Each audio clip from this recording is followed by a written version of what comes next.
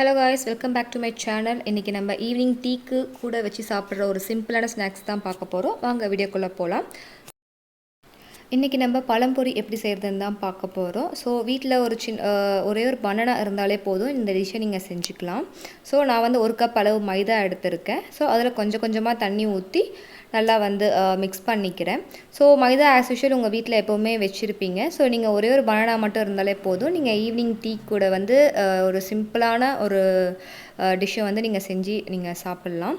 So நல்லா வந்து mix பண்ணிக்கிறேன். இதை வந்து கொஞ்சம் நல்லா அந்த பனானாவை நான் அதில் டிப் பண்ணி எண்ணெயில் போட்டு பொரித்து எடுக்க போகிறேன். ஸோ அந்த கன்சிஸ்டன்சி அளவுக்கு நல்லா வந்து மிக்ஸ் பண்ணிக்கிறேன்.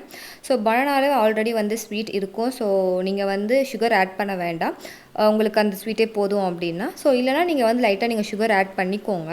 ஸோ நான் வந்து 2 ஸ்பூன் சுகர் எடுத்திருக்கேன் 1 கப் மைதாக்கு. ஸோ இதை போட்டு நல்லா மிக்ஸ் பண்ணிக்கிறேன். ஸோ அந்த கன்சிஸ்டன்சி வர வரைக்கும் நல்லா மிக்ஸ் பண்ணிக்கோங்க.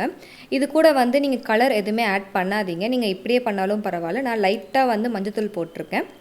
ஸோ நீங்கள் லைட்டாக மஞ்சத்தூள் போட்டுக்கோங்க. மஞ்சத்தூள் போட்டுட்டு நீங்கள் மஞ்சத்தூள் வேணாம்னு நினச்சிங்கன்னா நீங்கள் அதை ஸ்கிப் பண்ணிக்கோங்க. ஸோ நான் வந்து லைட்டாக போட்டிருக்கேன்.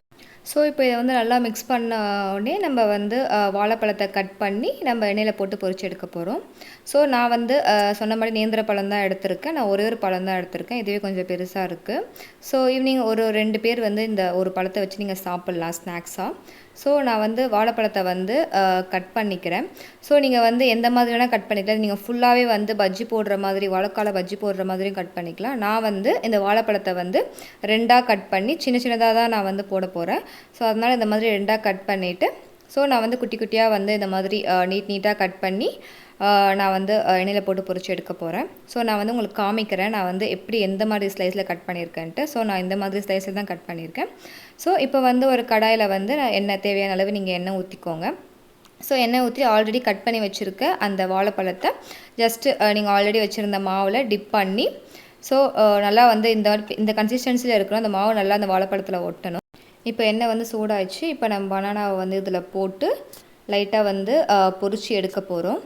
ஸோ இதே மாதிரி வந்து நீங்கள் எல்லா பழத்துலேயுமே இது மாதிரி டிப் பண்ணி போட்டு லைட்டாக வந்து உங்களுக்கு அந்த ப்ரௌனாக ஆன உடனே திருப்பி போட்டு இந்த மாதிரி லைட்டாக ப்ரௌன் ஆனால் போதும். ஸோ ரொம்ப வந்து இது சீக்கிரமாகவே வந்து உங்களுக்கு ப்ரௌன் ஆகிடும்.